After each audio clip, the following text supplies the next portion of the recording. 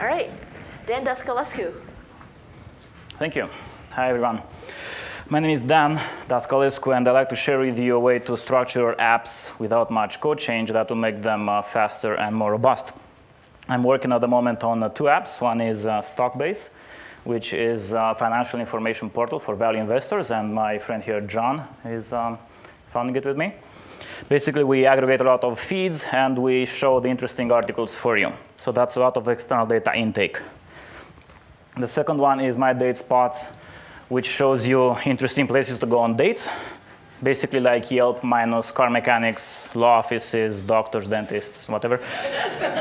But you can't just get Yelp data and filter those out because it's copyrighted. So how do you start with a good initial data set without having a lot of users? Well, you can get data from OpenStreetMaps if you come up with intelligent queries for it, like, let's say, which benches are less than 50 feet from a river, a lake, or the ocean, okay? That might be a romantic spot. So you run this query on OSM. It gives you back a bunch of benches, those circles there.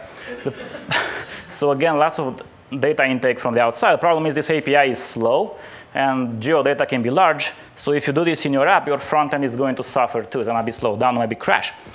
Unless you structure your app in such a way that you separate the backend from the front end. And that's the trick. And you notice the backend is fatter because that's where you stuff. Everything doesn't belong in the front end, right? So front end will only deal with the UI and subscriptions, and the backend will do all the heavy processing. And they communicate via MongoDB.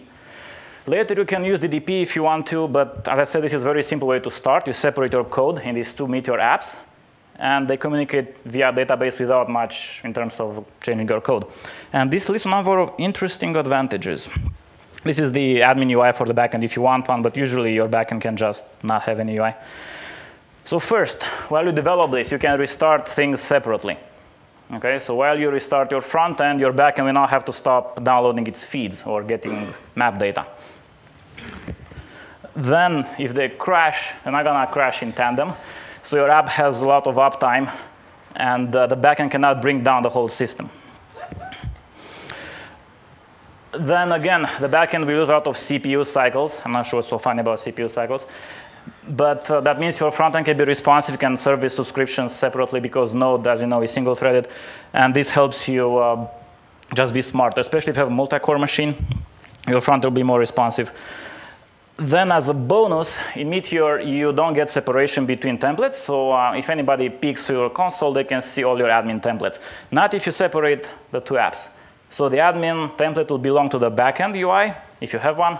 The front end will only have the user visible interface, so they can look there as much as they want.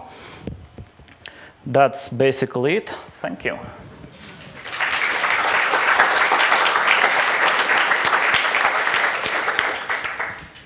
Questions? All right, thank you. Thanks.